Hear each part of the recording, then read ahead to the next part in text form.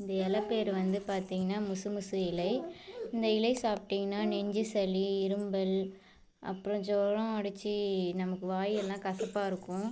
அப்போது கசப்பாக இருக்க டைமில் இந்த இலை வந்து செஞ்சு சாப்பிட்டோன்னா கசப்பெல்லாம் போயிடும்.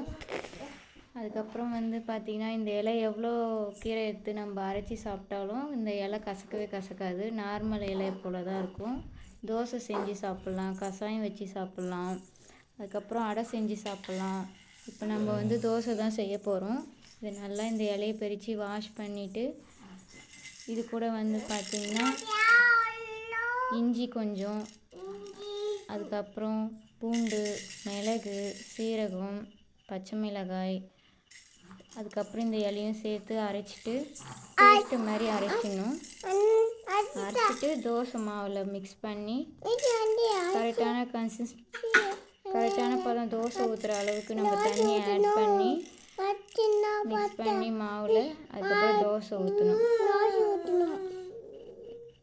இந்த தோசைக்கு சட்னி, கார சட்னி நல்லாயிருக்கும், தேங்காய் சட்னி நல்லாயிருக்கும். இந்த இலை வந்து பார்த்திங்கன்னா சுத்தமாக கசக்காது. குழந்தைங்க கூட விரும்பி சாப்பிடுவாங்க. வாசனையாக இருக்கும் இந்த தோசை செஞ்சு சாப்பிட்டோன்னா. எங்கள் தூரிகை பாப்பாவும் இந்த தோசை சாப்பிட்டுச்சு. தோசை நல்லா இருந்துச்சா பட்டு?